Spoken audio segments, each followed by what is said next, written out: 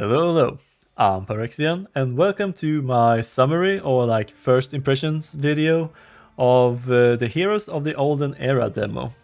So yeah, I just finished recording the final episode of my first playthrough here. So I thought I would just put together something like a summary of my first impressions of this and what I think of the game so far. There's a risk that this might be a little bit rambly as I don't really have much of a script to follow here.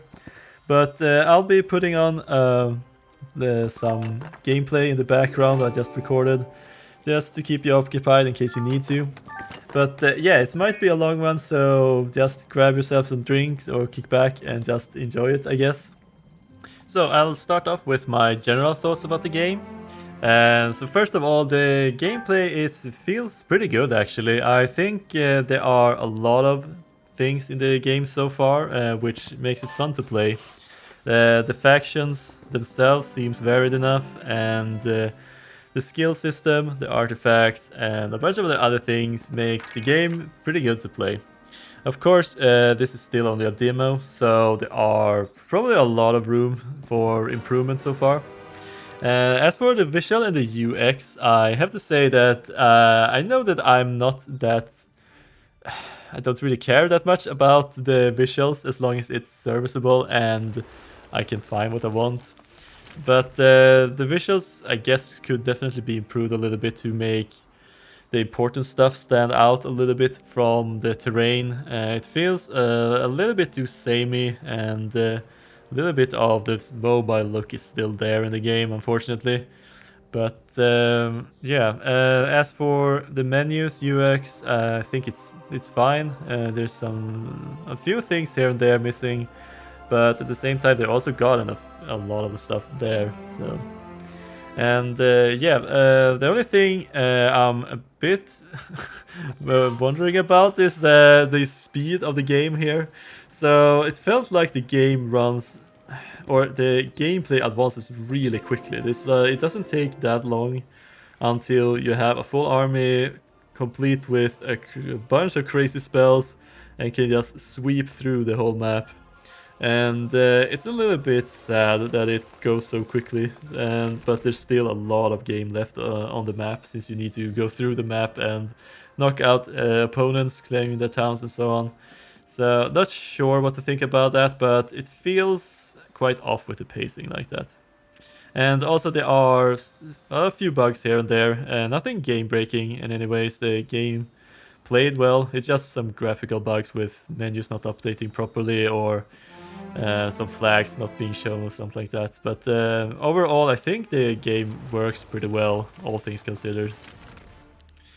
And so that brings me to the next part, is the maps themselves. So the map is only randomly generated map so far as I can tell, and the demo comes with a few different templates, and I do think they are perfectly serviceable. The way the map generates things are quite similar to how Heroes 5 or Heroes 3 does it, in that it generates different zones with a certain value of artifacts and terrain and stuff like that. A little bit, I'm not so sure about having a town in every area or every zone, especially if the zones are as small as they were on the map I tried, which was the Shamrock template for 3 players. Because in the end, I think it was like 12 towns or something on the map, which is a bit much for my taste. I usually prefer to have like 1 or maybe 2 towns per player at most, usually because you need to go through a lot of towns to just finish off the map in the end, and it takes quite some time to manage that many towns. At least you don't really need to convert towns, so there were only 1/3 of the towns that was actually part of my faction that I needed to care about more, but still, it's a little bit weird that way. And then we have the difficulty of the enemies on the map, where for some reason it feels like there were like only 2 difficulties in the zones. So once you are strong enough to defeat the regular zones, you could just do whatever you want basically. I think I had I don't even remember. It also felt like 15 auto battles in a row or something without any losses because of that. And that was because I got stronger units and everything was just easy after that. And it feels a bit sad that a map is basically there's like no difficulty left in the map after you get a few weeks into the game, and everything that or the only thing you're limited at that point is how much movement you have on your hero with the army. And I'm sure you could probably use like 2 heroes and trade armies between them, each other to clear out the map even quicker that way. So I would definitely love to see them get a bit better on the scaling with that. Maybe at least have the randomly generated zones scaled better, or have the troops on the map scale with the time or something like that. Something needs to be done at least about that. And then we have the adventure buildings, and it's really the same thing goes for those as well. It feels like there are a lot less variety in the adventure buildings in this game, but maybe that's because they have just boiled everything down into what it actually is. It's basically a stat boost, or some other bonus, or a temporary bonus, or a building where you can fight guards to get resources once. And it feels like there's barely any variance at all, but maybe that's just how it feels because everything looks so similar. But it would be great to see more types of adventure buildings or something like that, because it felt quite boring rather quickly once you realize that half of the buildings are just random fight buildings where you can get some resources after defeating the guards, and the guards doesn't even scale, so once you have a strong enough army you can just walk through them. So it would be great to have something similar to the Heroes 5.5, or yeah, where the guards actually scale with your power level throughout the game, and it's a great place for actually taking some tough fights. So next up then is the towns, which are on the map, as you can see. And overall I really enjoy the themes of the factions in this game. It feels like they have actually put in some effort to create some unique factions, or just add some twists to existing factions, and not just copy paste the ones from Heroes 5, 6 or 7 or something like that. I like that some of the troops have changed faction depending on how the theme of the towns have changed. And so that's a really nice thing, yes. And as for the visuals of the town screen, it's really looking really good. I like that you can hover around a little bit and get the parallax effect, how the town moves a little bit. It's a little bit difficult to find all of the information you need there. Usually you might need to just click on the exact building if you want to get more information about a certain troop or anything like that. But I hope that is something they could work through, because I felt like a few times where I couldn't really find the menus I was looking for, and in the end it actually were there somewhere, but I just didn't realize it was there for some reason. But yeah, it's also great that the split upgrades are back again. I feel like it's quite a staple at this point. And that's definitely one of the things I like the most about Heroes 5, is especially the 5.5 mode, where depending on your strategy, there are different choices that fits you better. So you can actually mix up your composition depending on which hero or strategy you're running at the moment, which I find is great for replayability. So I hope the upgrades of the troops could get to this point as well.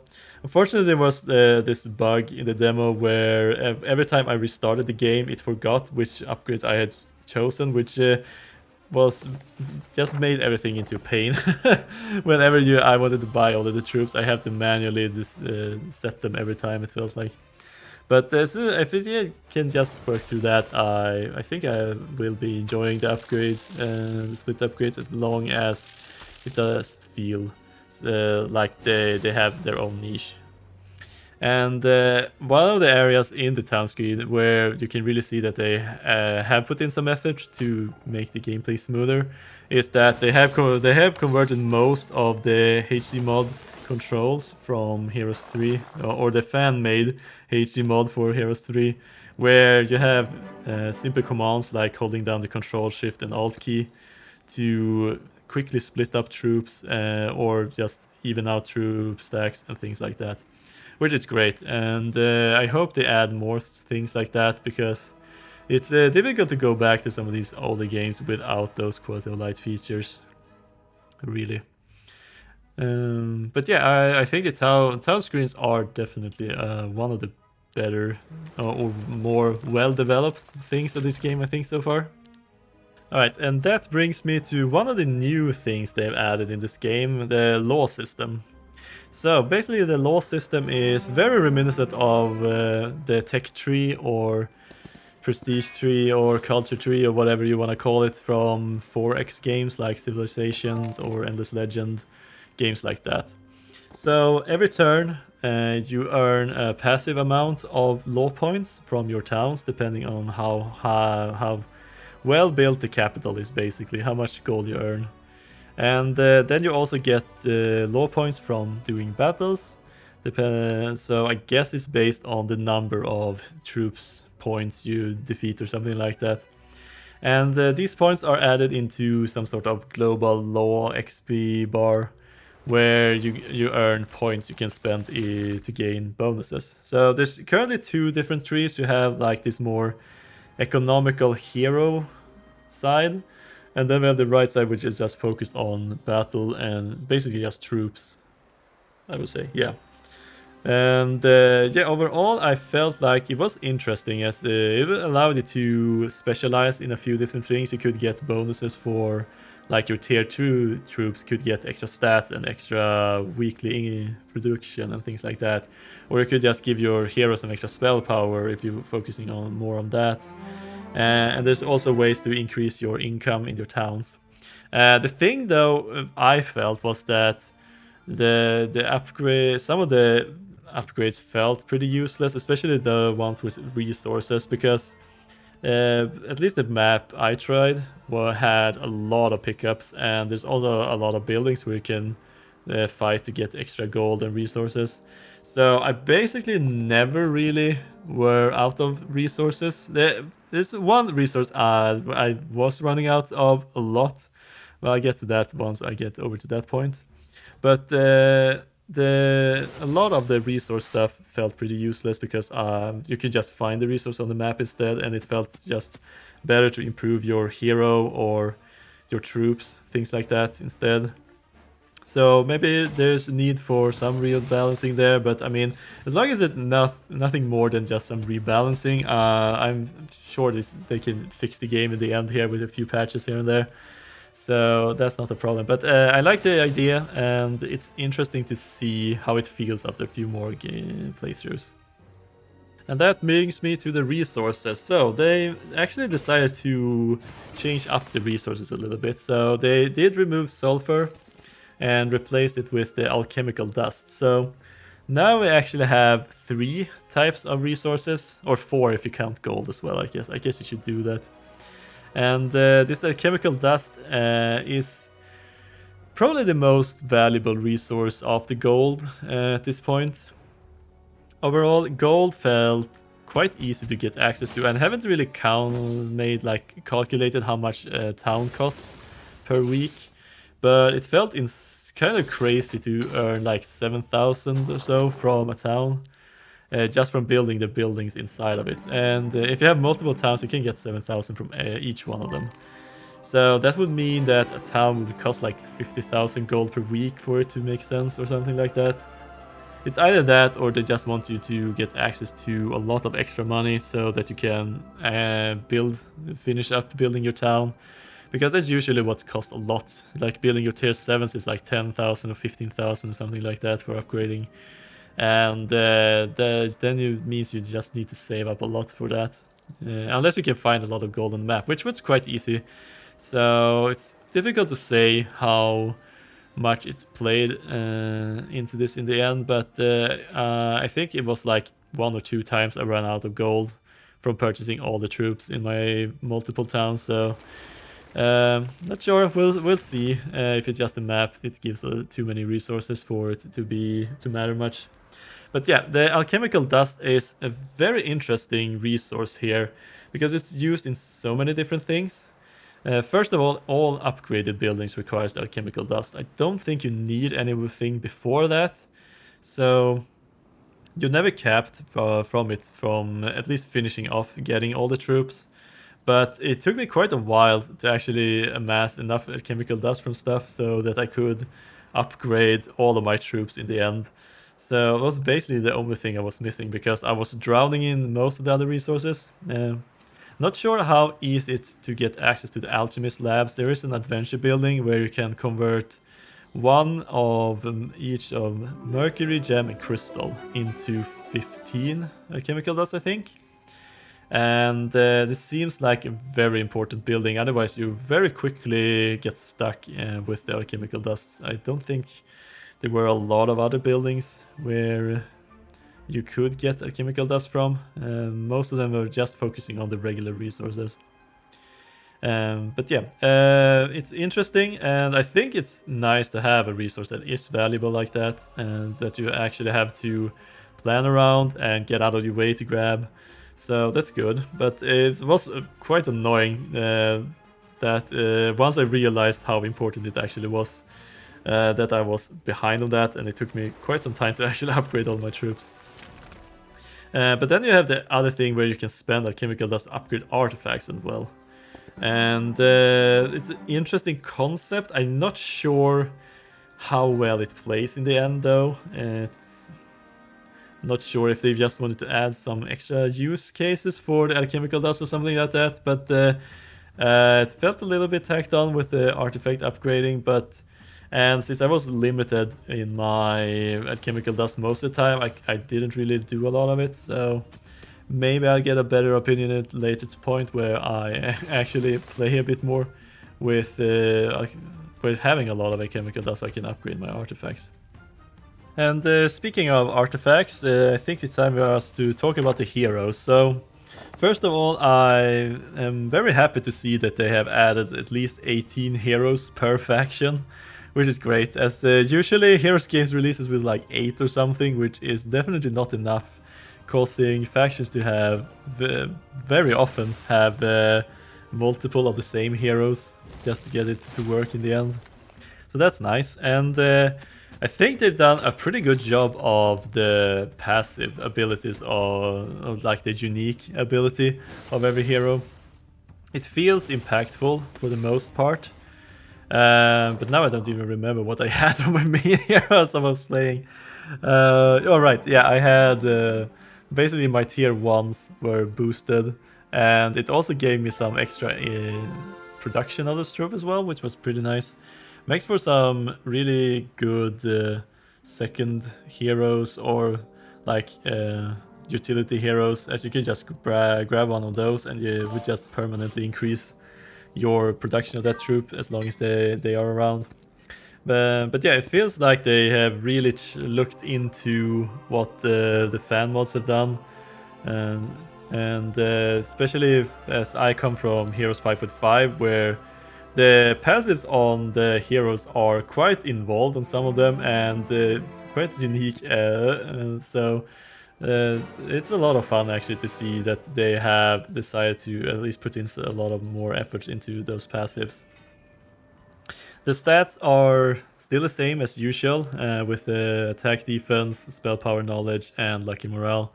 And I think it works. It feels like you get more stats in this game. There were a few buildings that gave +2 instead of +1 as they usually do, but maybe that's just what they have, like the consensus is that it's usually not worth spending that much resources for 1 stat point, so much better for it to be 2 instead. But yeah, I ended up almost at 30 in some of my stats, so it was a lot easier, I felt, to get stats. But as long as everybody can get stats and it's not too bad, I think it's fine. And it's usually the problem with stats is that At some point, it's basically only a few heroes on the whole map who can fight each other because the bonuses they get from the stats are so huge that it could turn like double your effectiveness of your army or something like that. And so that could be a potential drawback. We'll see. But I think that for the most part, I think overall I'm happy about the heroes. But the skills are quite interesting. I like how they combined like primary and secondary skills into one. So now whenever you pick your second and third level, so advanced and expert level in a skill, you also get to pick one of the secondary skills for that skill. So for example, if I grab primal magic at advanced level, I will also get an option between 3 of the 5 potential secondary skills for that. Basically just additional bonuses for that could like, oh, you get extra spell power when you use a primal magic or something like that. Or enemies get less spell power when using primal magic or things like that. And I think it's an interesting system, especially since you only get offered 3 out of the 5. So when you pick your expert level, you only get to pick between the 2 that you didn't pick last time around. So you can at least plan a bit, I think. Or is the other way around? I didn't even look into this. Okay, so I should have checked this one before I record this. Oh well, anyways, you only get to pick between 2 and the second time when you pick the expert one. So and so yeah, the skills felt interesting on a lot of them, and they are similar to the ones they've used previously, but there are some new interesting skills here. For I think some of the tactics stuff where you could get extra stats for standing close to each other was a pretty nice secondary skill for tactics. Or just bell skills where you get extra stats from using wait and defend, or skip turn, it's not defend in this game. Was pretty neat as well. So overall the heroes are really nice in this game, and the artifact selection, I mean there was a huge variety of artifacts, I think, and some of them having pretty unique effects, especially all of the different set bonuses you could get. So it works. I'm just not sure about this whole upgrading artifact with chemical dust, but we'll see in the future. And that brings me to combat of this game. So the combat, they have went back to the hexagons again, and I feel like the game plays a lot better with that. They did get rid of the large creatures, so now every creatures only take up one single square. I mean, I don't think it's that big of a difference, but it was always nice to see the large creatures taking up multiple spaces and they could actually be big. I quite enjoy the size of some of the troops in Heroes 5, but it really sucks to be a large creature in those games where you have the squares and you get stuck on everything basically. So, but yeah, they introduced a new system in the combat, which is called focus points. So down at the bottom of your screen, you build focus points whenever you do things, I think. I never really checked how it actually worked, but it's more like whenever you deal damage, take damage, or basically do stuff in battle instead of just waiting around. You generate focus points, and when you have enough focus points, you unlock or you earn ability points where you can spend on abilities. For example, most of the units in the game has, or I think like every unit in the game has an ability you can spend focus points on. It costs between 1 and 3, and 3 is the maximum you can have at the same time, so you basically need to fill your whole meter before you can use that. Also, you have the option to do heroic strikes, basically having your hero attack, like in some of the Heroes games. But that costs 1 of your focus points. But at least you have the option there. And I think it's a pretty good compromise between it, so that you don't feel like you need to attack every turn. And you can do a heroic strike and a spell at the same time, if that would be better for you. And especially since it's at least some sort of outlet for if you don't really have any other useful abilities on your troops currently. So, I mean, it's fine. The abilities on the troops are very situational, most of them. I never really got around to using most of them, and it was only like in the later stages of the map where I felt like I could actually earn enough focus points to be able to use skills. I think I picked up a few different skills that increased the amount of focus point I generate, which helped together with the fights being a little bit bigger. So there are some interesting abilities, but it's a little bit annoying that they're locked behind the focus point system, because a lot of the times I felt like I couldn't afford it, or it was just the wrong moment for the troop to do their turn, or something like that. But yeah, maybe it gets better. But I think one thing they really need to do is to make sure to state somewhere how many ability points a troop's ability will cost. Because when you pick between different upgrades, they have different abilities, and it just says ability tier 3 or something like that. And there's not really any indicator for how much it will cost. And that could be a huge difference, actually, given that it can take quite a lot of time to generate more than or generate 2 or 3 ability points to spend. So yeah, we'll see. It could be nice, but not really sold on the concept as of right now.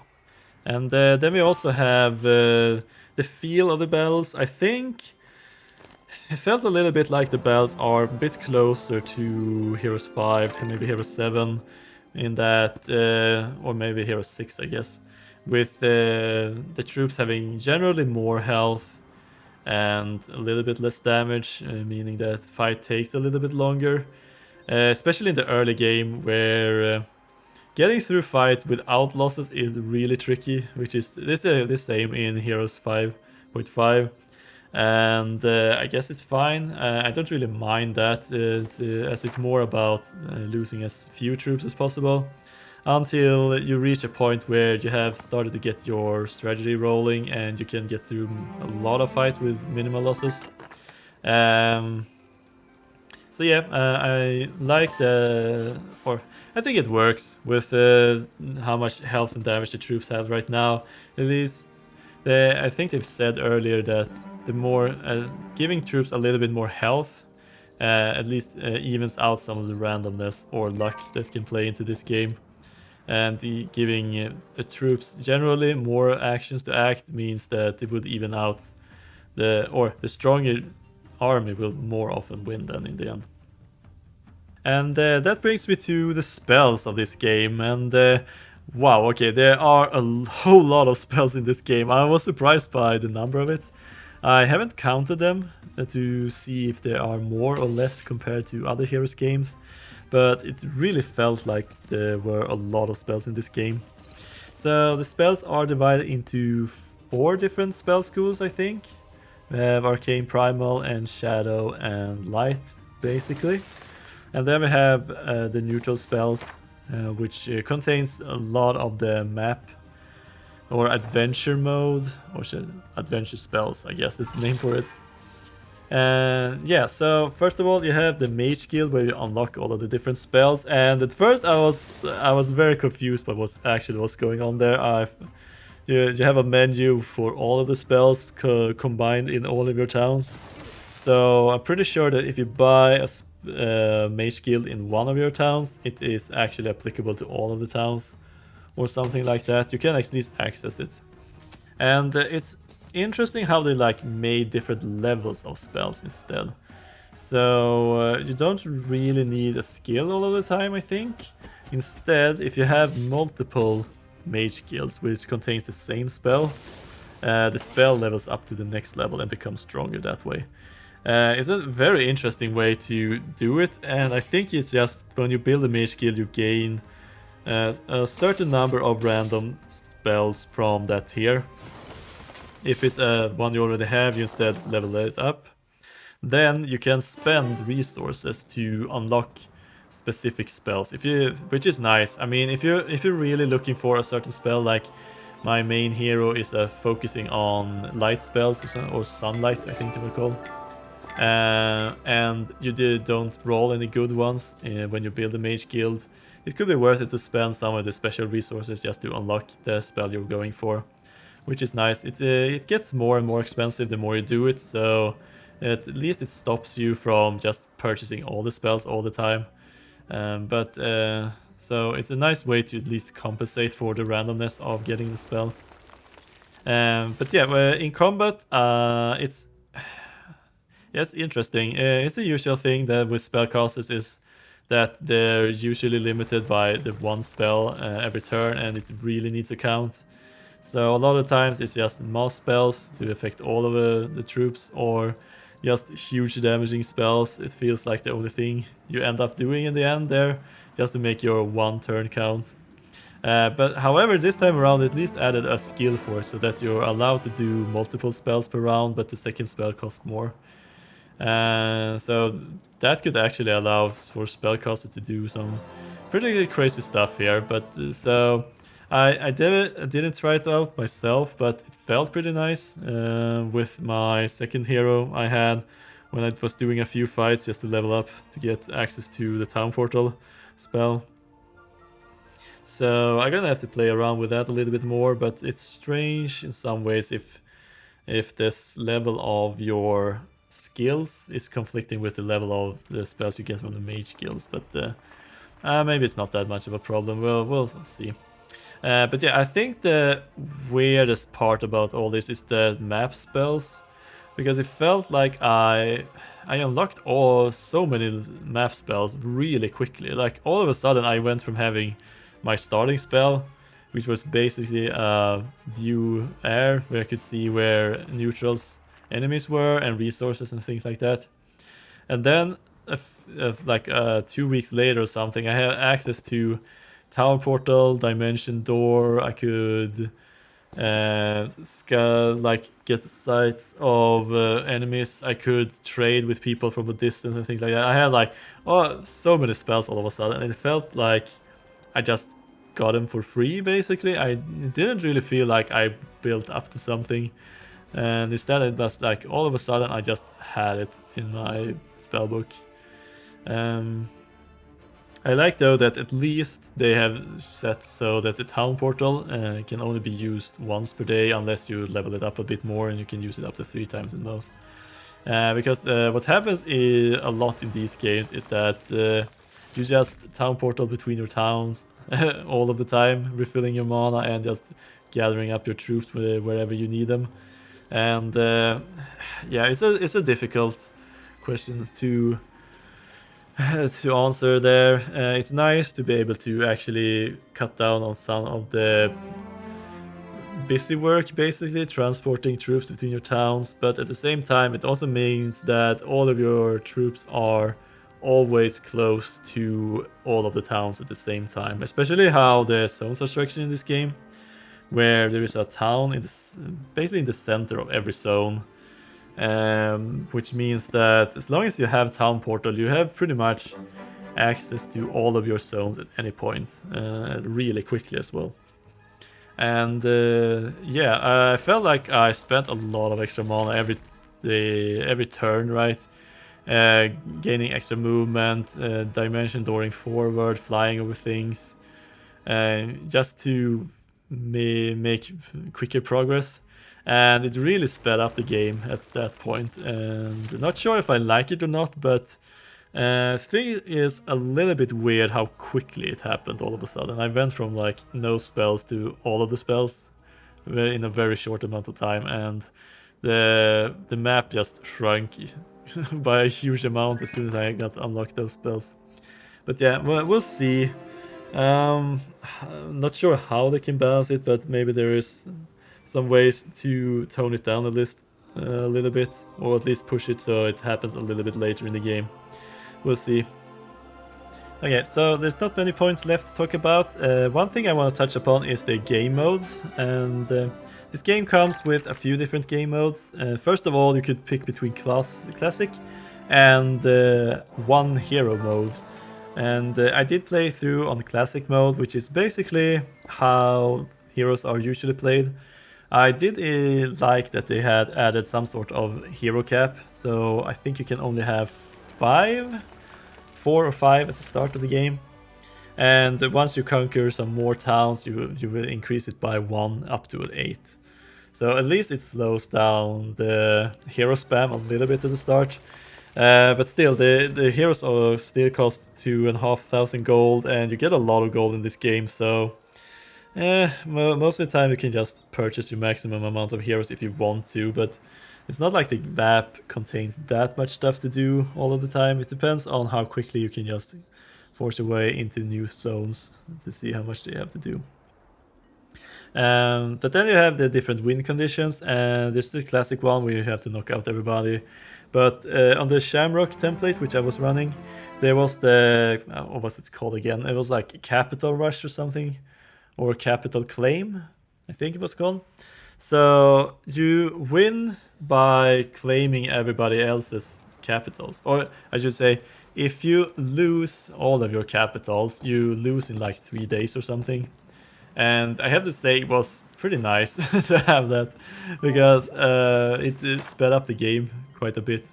And it's usually so awkward in the end there, where you have defeated your opponent's strongest army, and then it's still like multiple rounds where you just need to go through their zones, claiming the towns by one by one, and things like that. So it's nice that it's cut down on that time a bit.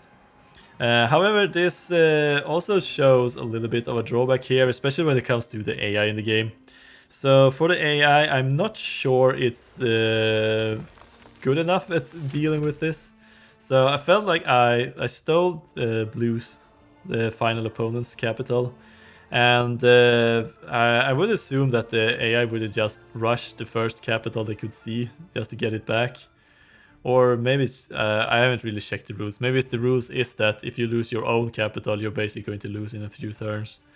And that way they would probably have to use town portal or something like that to get back to their town and reclaim it, or try something at least. It didn't seem like they really wanted to try doing anything like that, so they just walked around a little bit aimlessly and pretty much got wiped out from not having a capital. So not sure about that part of it, but as for the AI overall, I think it's just an okay job, I guess. It's not that strong, and I guess the only way to make it more difficult right now is to run on the higher difficulties, giving them a lot of extra stuff to help them compensate for their incompetency. Because they weren't really that quick clearing out zones, and they had some trouble trying to get their armies together in a good way to at least challenge me a bit more. But I was running on the unfair difficulty with 125%. I definitely feel like that was a bit too easy, even though it was my first time playing. So I would definitely play on the next difficulty, which is 150% from now on, and hopefully that will give me more of a challenge after all. And yeah, that's pretty much it, I think. I've probably forgotten something here and there, but yeah, as I said, overall I'm hopeful that the game will turn out good. They at least seem to be willing to put in the efforts here and there to get the gameplay to feel nice. It's just a little bit tricky to get the visuals, graphics, and user experience with the menus to be up to snuff. But I mean, it's only a demo right now, and early access will be coming in 2026, and then the full game will be released at some point in the future, and hopefully not too many years in the future. So yeah, there's still a lot of room for improvements for them, and I'm hoping that they at least will be trying to address some of the feedback they've gotten from the fans so far with the demo. But yeah, that's it for this video. It's not what I usually do. I usually do Let's Plays on this channel, so if you did stick around for this, thank you so much. I hope you enjoyed it. Let me know down in the comments what's your thought of the game. If you have, am I correct? Am I wrong in some parts or something? I would love to hear some of you guys' takes on this game and what you thought were good and not good with the game so far.